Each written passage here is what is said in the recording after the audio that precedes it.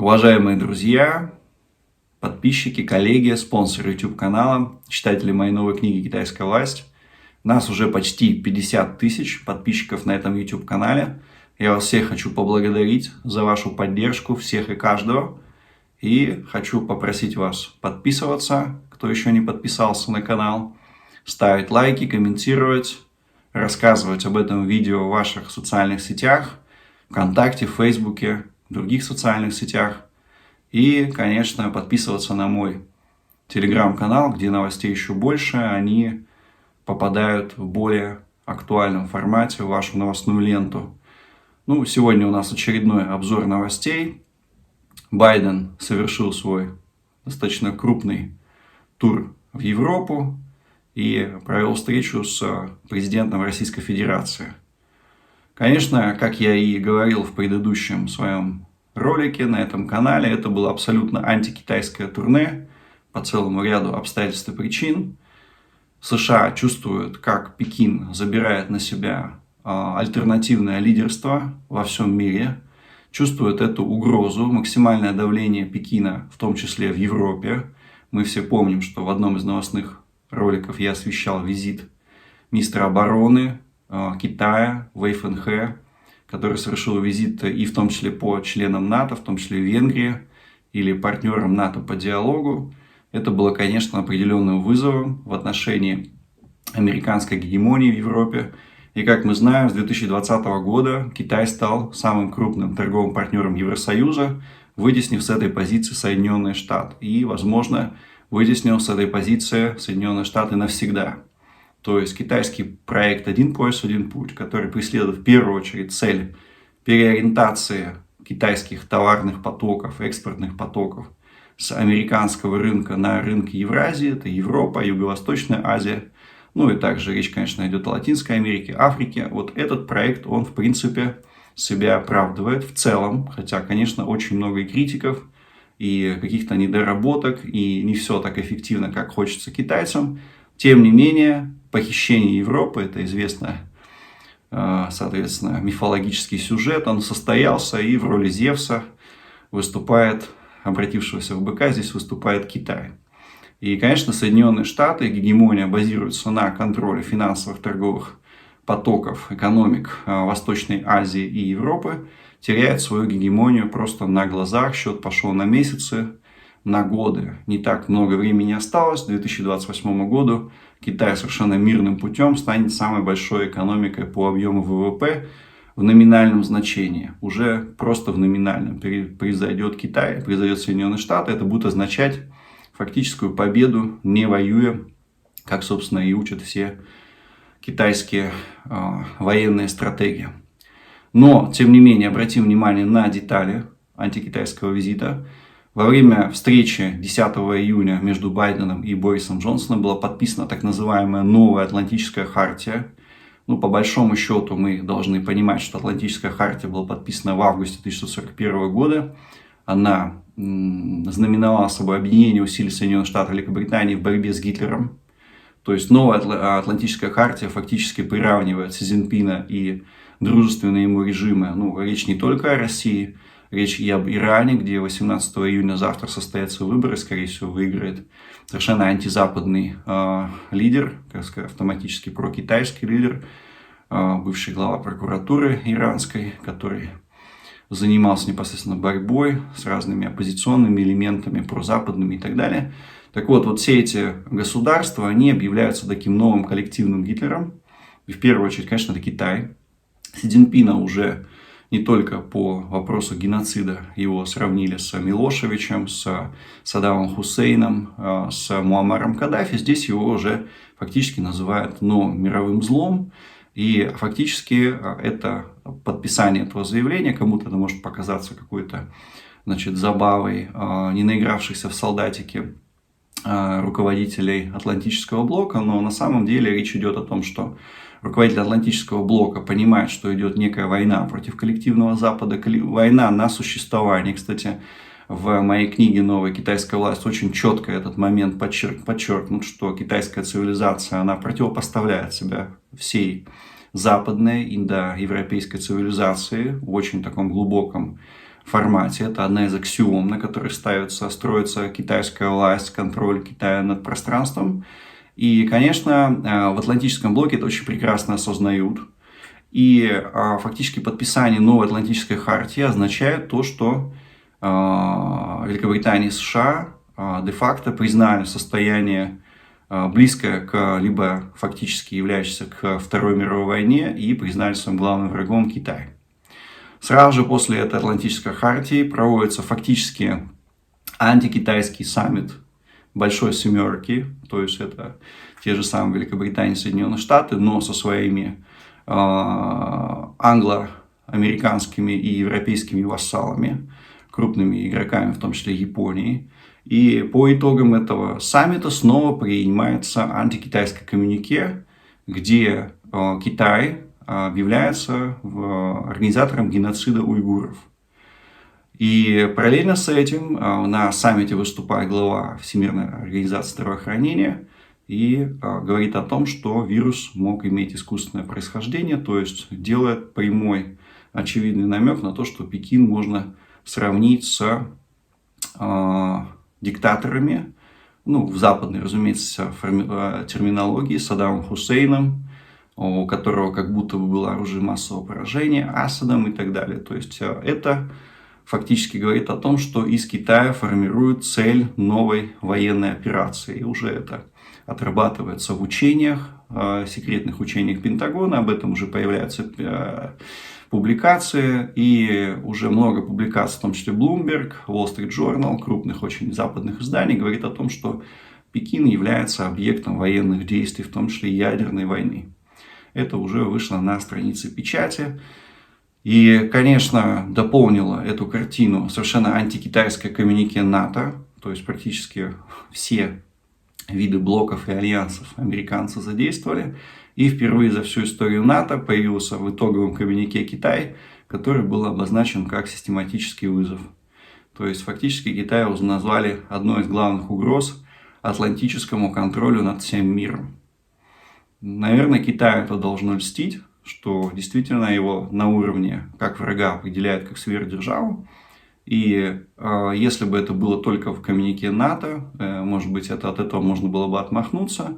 Но реально мировые державы, в частности Соединенные Штаты и Великобритания, приступили к формированию антикитайской военной коалиции. Не экономической, не политической, не культурной, а именно военной антикитайской коалиции, которая должна свои планы привести в действие.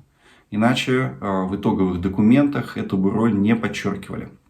Конечно, хочется обратить внимание, что Китай это прекрасно понимает.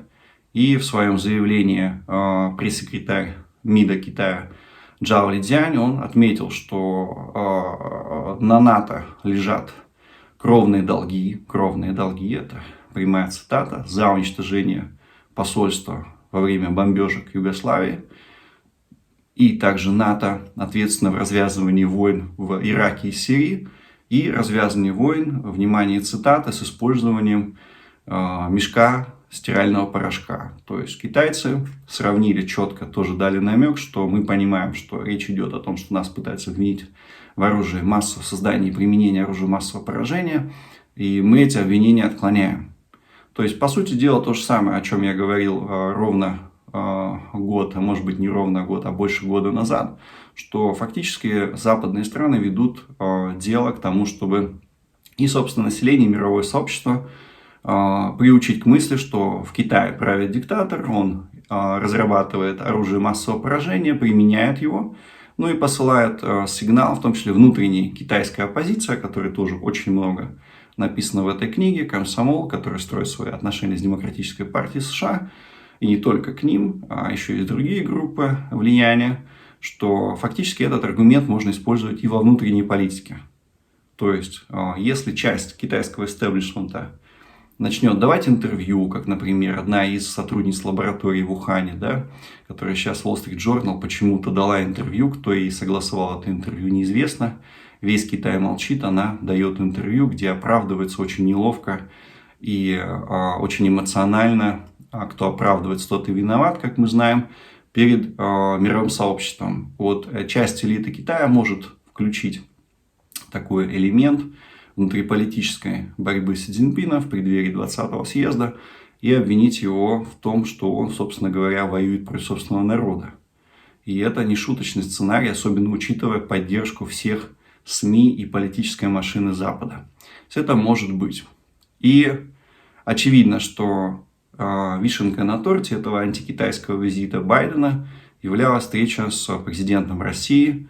Многие очень в России гадали, что, возможно, он крутится вокруг Украины, может быть, это какой-то другой, соответственно, преследует какие-то другие цели, нормализация отношений. У Байдена была только одна цель – показать Пекину, внести разлад в стан партнеров, показать Пекину, что он может и сохраняет договоренности какие-то с Россией, может с ней договориться, и у Пекина нет абсолютного и безусловного союзника на западном направлении.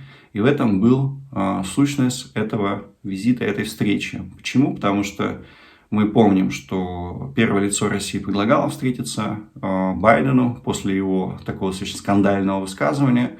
Байден эту встречу отклонил, а вот уже когда, соответственно, конфронтация с Пекином вышла на новый уровень, уже когда Байден дал Пекину 90 дней ультиматум, дал своей разведке задачу выяснить происхождение вируса, вот тогда его повестка поменялась. И над всей этой встречей нависала большая тень Пекина. Он не обсуждался, но он присутствовал незримо на этих переговорах. И, конечно, очень большой намек сам президент России послал в сторону Пекина. Он заявил, что в интервью американцам NBC, что отношения с США находятся на самой низкой точке. Но это на самом деле прямой намек Китаю, который постоянно цитируется президентом, он постоянно об этом говорит, что отношения с Китаем находятся на самой высшей точке. То есть это прямой намек на отношения с Китаем, прямой сигнал Китаю, чтобы Китай понимал, что от восточного партнерства мы по итогам этой встречи отказываться не будем. И, конечно, если мы анализируем эту встречу, то мы должны задать себе вопрос, а мог ли Байден не проводить эту встречу? То есть фактически оставить Москву дальше укреплять свое партнерство с Пекином. Нет, он не мог себе позволить таких действий. А мог ли лидер России отказаться от этой встречи? Тоже ответ отрицательный. Тогда бы Россию обвинили в намеренной эскалации напряженности. По сути дела, со стороны лидера России это был визит вежливости. То есть надо было вежливо показать, что мы готовы к диалогу. И этот диалог продолжать, несмотря на то, что ангажированные политики Запада позволяют себе нелицеприятные высказывания в отношении России, ее лидера и так далее. И итогом, конечно, этого всего визита стало начало стратегического диалога, то есть создан механизм общения в обход Минским соглашениям. И фактически это означает, что страны Восточной Европы, и в частности Украина, теряют субъектность в этих переговорах и становятся объектом. Чтобы понять, насколько все познается в сравнении, насколько плохие отношения России и, соответственно, Соединенных Штатов. Да, они во многом очень тяжелые, они обостряются и белорусским кейсом, украинским кейсом, кейсом Северного потока и так далее. Но если мы сравним с градусом напряженности отношений США с Китаем, это несравнимый объем. И мы понимаем, что наши отношения с Соединенными Штатами гораздо лучше, чем отношения США с Китаем. У нас есть стратегический диалог, мы общаемся, и основная цель Соединенных Штатов – это Китай, ослабление Китая, и игра ведется не против нас, а скорее всего с целью вытащить нас из восточного партнерства. Таким образом, если мы сравним, насколько напряжены отношения с Россией и с Китаем, то мы просто придем к выводу, что с Китаем отношения гораздо хуже сейчас развиваются, потому что, несмотря на то, что между Китаем и США перечень вопросов гораздо больше. Это торговая война, защита интеллектуальной собственности, Южно-Китайское море, Восточно-Китайское море, тайваньский вопрос, Мьянма, пограничный вопрос с Индией, Афганистан. Вот этот объем вопросов, просто я даже, наверное, и половины вопросов не обозначил. Даже несмотря на этот фон колоссальный, мы понимаем, что Си Цзиньпин за все время провел только один телефонный разговор с Байденом, и отношения между ведомствами, государственными организациями, между странами настолько напряжены, что вопрос о проведении совместной очной встречи между Байденом и Си Цзиньпином даже не обсуждаются. То есть своими заявлениями о том, что Си Цзиньпин это бандит, головорез, который держит в лагерях миллион уйгуров в предвыборной кампании, действия Конгресса американского, дополнительные заявления, коммюнике НАТО, Большой Семерки и так далее, в Китае воспринимаются как вызов самому существованию Китая, и Си Цзиньпин лично воспринимает эти заявления на свой счет, что его действительно хотят довести до, во-первых, отстранения от власти, либо конституционным, либо неконституционным путем, либо даже военным путем, и осудить его как реально организатора геноцида над огромным населением в международном трибунале. И вот на этом фоне нужно и сравнивать отношения России и Соединенных Штатов, и отношения Китая и Соединенных Штатов. До сих пор, хотя есть контакты на высшем уровне, в том числе между вице-премьером Лю Хэ и Кэтрин Цай по торговой сделке и так далее, несмотря на то, что есть товарооборот, высшие лидеры не общаются, между ними нет диалога, как мы знаем, нет диалога и между военными ведомствами. И сейчас для Си Цзиньпина принять приглашение Байдена, организовать с ним встречу, это фактически означает потерю лица, и что означает дальше следует за потерей лица, потеря власти и потеря жизни. То есть Китай и американцы сами себя загоняют в ловушку, ведут на конфронтацию. Возможно, ситуация будет развиваться так, что каким-то образом Китай также выйдет на диалог стратегического партнерства с Соединенными Штатами. Возможно, это будет трехсторонний диалог. Кстати говоря, ведомство Российской Федерации предлагаю им подумать насчет того, чтобы организовать на площадке Российской Федерации диалог между Пекином и Соединенными Штатами. Я надеюсь, что меня услышат, такой диалог будет проводиться. И в рамках этого трехстороннего стратегического диалога решить вопрос по Украине и по Тайваню. И тем самым избежать Карибского кризиса 2.0, который поставит мир на грань новой ядерной войны. Крайне неприятное событие. И в рамках этого диалога обеспечить красивый уход Соединенных Штатов с позиции гегемона, как минимум в Восточной Европе и в пределах Восточно-Китайского и Южно-Китайского моря. Бескровный для Байдена это будет красивым завершением политической карьеры, как миротворца, и удобным для решения других финансовых, в том числе проблем Соединенных Штатов, которые теряют контроль над миром и фактически превращаются в страну третьего мира, учитывая то, что после потери контроля над всем миром Соединенные Штаты потеряют до половины своего ВВП, может быть больше, который сейчас обеспечивается за счет эмиссии доллара как мировой резервной валюты. Конечно, стоит уделить внимание антикитайским заявлениям Байдена, попыткой его даже лично внести определенный раскол и сомнения в связки Россия-Китай. Он, в частности, заявил, что Китай давит на Россию, и что Россия – это страна, которая является сверхдержавой, пытается сохранить себе этот статус, но и не хочет быть верхней вольтой с ядерным оружием.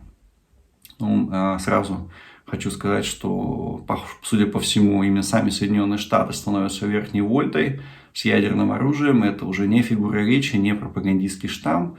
Это реальность, с которой мы будем иметь дело, в частности, Китай и Россия через 10 лет. То есть нейтрализацию, по сути дела, Соединенных Штатов как страны третьего мира, но обладающей ядерным арсеналом, который может быть и попасть в руки каких-то не очень ответственных политиков, в руки тех же, скажем так, лидеров протеста БЛМ, которые могут прийти к власти, либо их ставленников, таких не очень дальновидных политиков, как молодые лидеры Демократической партии, которые смогут через 10 лет прийти к власти. Это будет реальная задача. Но действительно ли, насколько вообще, о чем говорит вот это заявление Байдена о том, что Россия является или близка к тому, чтобы быть верхней вольтой с ядерным оружием. Это говорит о том, что сам Байден и его советники живут в 90-х годах, когда Соединенные Штаты действительно могли и поставили под свой контроль и Китай, и Российскую Федерацию. И ни одна из этих стран, и две эти страны вместе не могли вообще ничего противопоставить, по большому счету, Соединенным Штатам. Сегодня Соединенные Штаты не могут справиться не то чтобы с Российской Федерацией и Китаем вместе, они не могут справиться даже с этими странами по отдельности. Об этом говорит и крымский сюжет, и операция в Сирии, и кейс с Северным потоком-2, и в том числе и активные действия Пекина в Южно-Китайском и Восточно-Китайском море и в других реализации других проектов. И, конечно, в Китае точно не воспринимают Россию как страну африканскую, потому что Китай уже и с помощью нас строит свои атомные станции, и мы создаем китайский Боинг, собственно, это проект Комак, широкофюзеляжный самолет, который заменит и Airbus, и Боинги на китайском рынке. И мы строим системы противоракетной обороны. И знаете, я вам приведу, кроме вакцины, про вакцину вы все знаете, что она применяется в Китае, продается и производится и так далее. Все эти признаки реально сверхдержавы России имеет, за исключением экономических каких-то показателей. Но, опять же, экономические показатели России низки благодаря развалу Советского Союза. И здесь, наверное, сыграл все-таки политический фактор, потому что Советский Союз мог и дальше существовать, но определенные страны, которые сейчас нас сравнивают с верхней вольтой, постарались очень сильно в 1991 году, чтобы нас довести до этого состояния. Но мы, тем не менее, остались Россией, и мы продолжаем существовать и даже расширяться, что является определенным специфичным показателем для тех, кто понимает ситуацию в мире. Но, конечно, вот по поводу того, что считают ли в Китае России верхней вольтой, кроме того, что я только что перечислил, очень важно и культурное влияние России, которое было создано, база вот эта в Советском Союзе, она продолжает существовать. Но, конечно, ее требуется гораздо более активно продвигать, использовать гораздо больше широкий спектр комплексных элементов мягкой силы.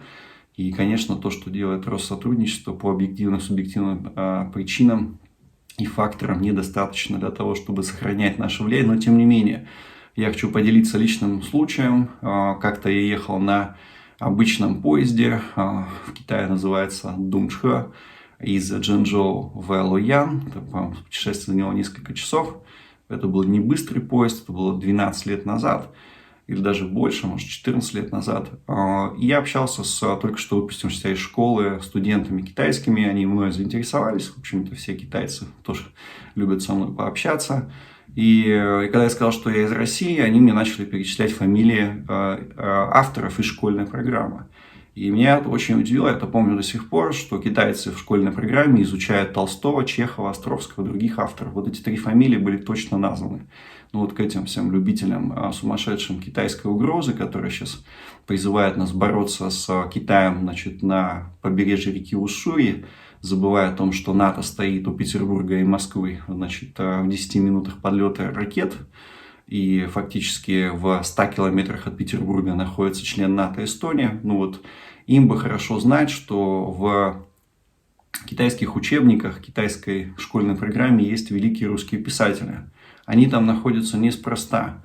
Китай очень сильно уважает Российскую Федерацию, Россию, Советский Союз, потому что мы являемся бесконфликтной мирной альтернативой Западу в целом. И Китай это прекрасно знают.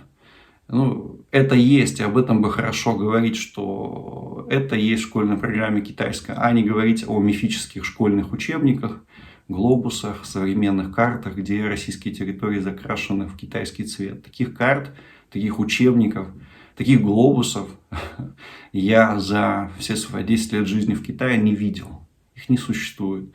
Исторические карты, да, существуют. В России тоже есть исторические карты, где Аляска, царство Польское, Финляндия тоже закрашены в наш цвет. Но сегодня никто из нас не призывает навернуть себе Польшу, Финляндию и так далее. То есть в данном случае надо, конечно, обращать реально на факты внимание. На фоне всех вот этих встреч действительно произошло очень интересное событие. В преддверии встречи Байдена и Путина Китай направил рекордную очередную эскадрилью истребителей, самолетов-разведчиков, ядерных носителей ядерных боеголовок, бомбардировщиков в направлении тайваньского воздушного пространства. Почему это интересный факт, который стоит упомянуть? Потому что если в марте это было до 20 единиц, это был определенный рекорд. В апреле Китай направил 25 единиц, а вот в этот раз уже 28. То есть Китай постоянно повышает градус напряженности тайваньских ВВС. И в следующий раз это будет условно 33, 40, 50. А когда начнется реальная военная операция, все будут думать, что это очередной пугающий залет китайской авиации, а реально китайская авиация начнет бомбить Тайвань и участвовать в военной операции против тайваньских ВВС. Я думаю, что в этом очень большой смысл. То, что проводит Китай. То, как он демонстрирует свою способность выводить эти соединения. Ну и важно подчеркнуть, что эскадрилья летела в проливе между Тайванем и Филиппинами и демонстрирует решимость Китая отрезать Тайвань от потенциальных военных баз США, поддержки Филиппин и других каких-то стран во время тайваньской операции, который, кстати говоря, тоже посвятил отдельный ролик. Можете найти у меня на канале. Параллельно с этим жутким для Китая, в принципе, для Соединенных Штатов напряженности и встречи в Лондоне, антикитайской хартии атлантической и антикитайского коммюнике Большой Семерки и НАТО, в провинции Гуандун, который также является очень тесно связанным с Соединенными Штатами, ориентированы на американский рынок, на западный рынок, крупнейшей экономической провинции, крупнейшем экономическом по экономике регионе Китая, происходит целая цепь очень неприятных дестабилизирующих событий. Кстати говоря, о роли Гуандуна, его особой роли, его роли как региональной экономике тоже есть очень много в книге «Китайская власть». Подробно это там описано. Это первая по объему экономика. Она делит первое место с провинцией Цзянсу, которая является таким сборочным цехом для Шанхая, наряду с провинцией Чжэцзян. В этой провинции началась третья волна. Просто несколько случаев были зарегистрированы в Гуанчжоу, в Шэньчжэне. Частичный локдаун, запрет на выезд, массовое тестирование. В Гуандуне полный локдаун введен для 1 миллиона жителей Гуанчжоу. Параллельно с этим блокада порта Интай в городе Шэньчжэнь, крупнейший океанический порт Китая, сопоставимо и даже больше, чем по проблемности с блокадой Суэцкого пролива. И одновременно западные СМИ с подачи французских операторов атомной станции Тайшань начали говорить о выбросе радиоактивных элементов в провинции Гуандун. Провинция Гуандун в 2 раза больше почти по населению провинции Хубэй. И коллапс, который там происходит, и та напряженность, которая там происходит сейчас, она крайне сильно воздействует на социальную стабильность провинции. И если мы знаем, что еще и предприятиям Гуандуна устраивают частичный блокаут, выключают там электричество на 3 дня в неделю, до 3 дней, не для всех, но для многих, конечно, мы понимаем, что все это происходящее в провинции Гуандун, и АЭС, и локдаун, и выключение электричества, конечно, это не способствует социально-политической стабильности в этой провинции, которая граничит с Гонконгом, имеет очень сильные отличия от Китая по языку, непосредственно себя считают отличной очень провинцией. Кстати, в книге это очень много об этом написано, что представители Гуандуна практически не инкорпорированы в китайскую политическую элиту, они очень сильно представлены в Соединенных Штатах. Их очень много выходцев из Гуандуна в администрации Обамы было, и в всех демократических администрациях США, и в Калифорнии в основном выходцы из Гуандуна находятся. До 7% населения Калифорнии это гуандунцы. И если мне не изменяет память, кажется, что Кэтрин Цай, это тоже нынешний спецпредставитель по торговле, администрация Байдена, это тоже, кажется, корнями уходит в провинцию Гуандун. То есть это максимально ориентирована на Соединенные Штаты провинция. И это также один из бывших, сейчас там сменилась власть, одних из бывших провинций, которые контролирует китайский комсомол. То есть это провинция Аньхой, Хубэй, Хунань, Гуандун, Цзилинь. в большей степени, конечно, там влияние комсомола, очень сильные проамериканские настроения. Если мы это знаем и понимаем стремление Гуандуна к определенной автономии, об этом тоже очень много в книжке написано, есть специфичные связи с Великобританией в Гуандуне и так далее, мы понимаем, что эта дестабилизация, она имеет очень четкий политический характер. И если мы вспомним историю САРС, после которого также произвелось определенный трансфер власти, от военной власти был отстранен Дзян Цзиминь, шанхайский генеральный секретарь, который пытался удержать за собой военный пост, не передавать его комсомольскому лидеру Ху Цзиньтао. Вот события по отстранению, они своего апогея достигли именно в провинции Гуандун.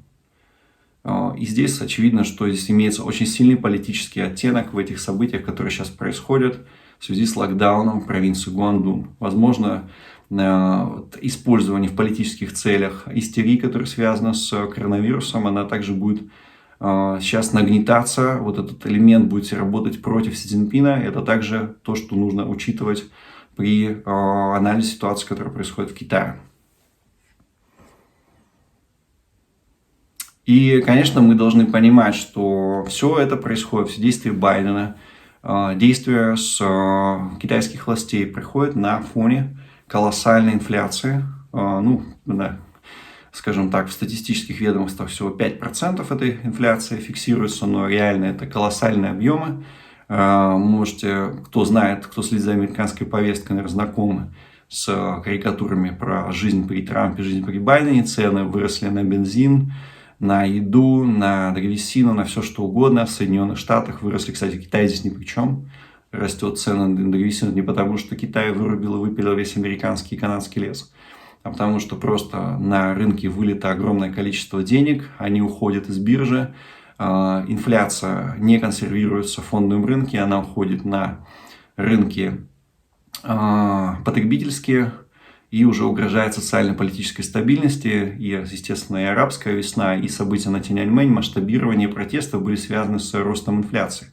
И сейчас идет рост мировой инфляции, пока это оптовые промышленные цены растут, но также растут и цены на определенные категории товаров потребительского сектора. В Китае впервые за многие годы заморожены цены на такие ключевые потребительские товары, кукуруза, рис и так далее, подсолнечное масло, арахисовое масло и так далее. То есть это тоже контроль происходит со стороны китайского правительства, и ситуация ухудшается. То есть вот то, о чем я говорил, как о крупном, скажем так, негативном сценарии в мировой экономике, который может стать триггером тайваньской операции, вот это происходит сейчас в связи с инфляцией. Инфляция – это естественный уход ничем не обеспеченной ликвидности, которая не ушла на восстановление экономики, которая не запустила экономику, цикл потребления, она просто ушла в инфляцию, в фондовые рынки. Вот сейчас она уходит из фондовых рынков, это ликвидность прямо в потребительские товары, в промышленные товары, в сырье и так далее. Собственно говоря, с этим связан тоже рост цен на нефть впервые за многие-многие годы. Конечно, китайцы пытаются обвинить в росте инфляции, в частности, глава партийного комитета Центрального банка Китая, Народного банка Китая Го Шуцин обвинил Соединенные Штаты в росте инфляции, бесконтрольной монетарной политике, хотя само это обвинение очень выглядит странно, потому что сам Китай стал бенефициаром этого накачки ликвидности, он повысил свои экспортные доходы, он направил новые экспортные товары на американский рынок, который, собственно, покупал на вот эту напечатанную ликвидность эти китайские товары. Сейчас китайские власти пытаются обвинить Соединенные Штаты в росте инфляции и финансовой дестабилизации. В принципе, почему бы и нет, не обвинять же их самим себя, и это уже не первое такое заявление. Более того, Го Шуцин сказал, что этот тренд будет долгим. То есть это длительное повышение инфляции, и, конечно, социальная дестабилизация, она за ней обязательно последует. Это все очень сильно, скажем так, добавляет остроты в и так имеющийся и политический, внутриполитический кризис, который есть в Китайской Народной Республике, противостояние группы проармейской Си Цзиньпина и проамериканской продемократической группы комсомола. Все это будет использоваться очень остро, и, конечно, острота будет нарастать по мере приближения к, во-первых, пленуму в конце октября, начале ноября 2021 года, которым будут определены кандидаты в следующее Политбюро, расширенный и, возможно, в узкий состав, но это будет позже, и уже соответственно, к 20-му съезду, который будет в 2022 году, в ноябре, и который будет, соответственно, решиться коренной вопрос китайской политики, пойдет ли Си Цзиньпин на третий срок или нет. И чтобы этот вопрос решился в пользу Си Цзиньпина, нужно, соответственно, организовать состав ЦК таким образом, чтобы в нем было больше сторонников Си Цзиньпина, и основной состав Политбюро, и в том числе и Постоянного комитета Политбюро, также был сформирован из большей части сторонников Си Цзиньпина. Это главный вопрос, и, конечно, эта политическая повестка будет каждый раз усложняться, внутриполитическая борьба будет тоже усложняться, более критической становиться, более радикальная, и все это совпадать будет в том числе и с мировым кризисом, инфляционным кризисом, фондовых рынков и так далее. Возможно, совпадет с тайваньской операцией. Все это может быть. Ну и, конечно, на фоне этого всего много вопросов в связи с тем, что почему Китай настолько активно действует в космической сфере.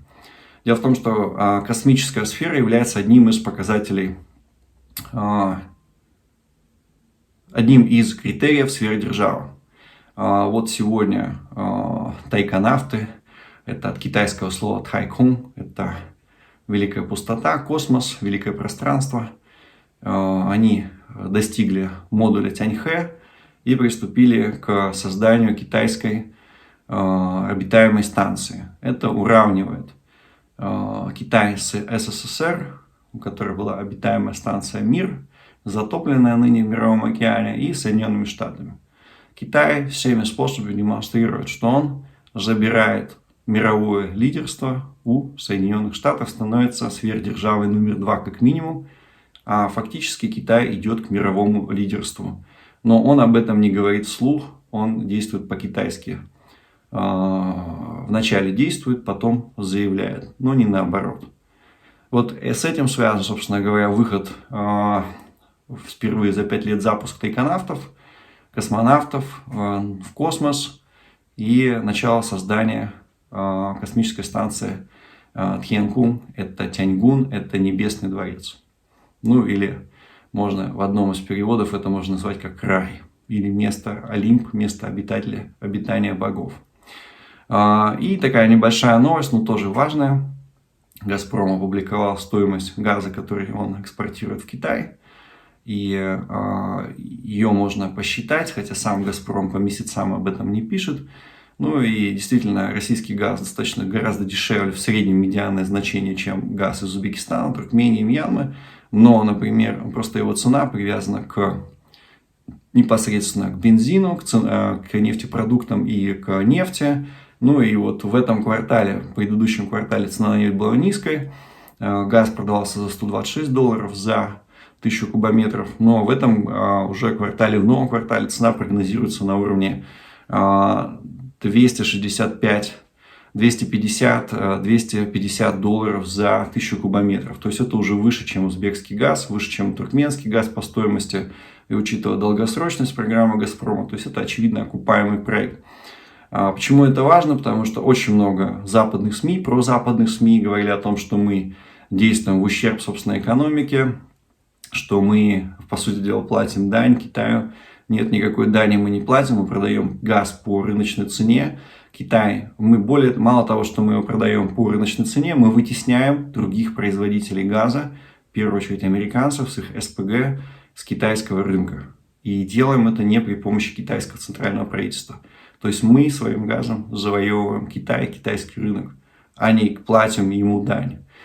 Насколько парадоксально иногда логика пропагандистов на зарплате западных специальных организаций, как они любят оперировать с фактами не в пользу наших побед. А экспорт газа в Китай – это победа России, это приобретение китайского рынка, огромного газового рынка, который будет нас кормить весь 21 век. Потому что газовые месторождения не будут исчерпаны к 2024 году. А Европа активно отказывается от газа, а Китай не настолько активно отказывается от газа. И то, что удалось «Газпрому», то, что удалось Роснефти со строительством ВСТО. Это две линии, по которым будут строиться элементы и стратегического контроля России над газовым рынком Китая, энергетика Китая, и то, что будет кормить Россию еще 100 лет. И вот только так и надо это воспринимать. И эти цифры, которые сейчас опубликовали в «Газпроме», они об этом говорят достаточно очевидно. Что вы думаете по этому поводу?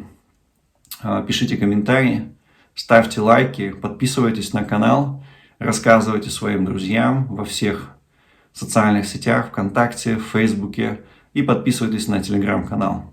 Спасибо.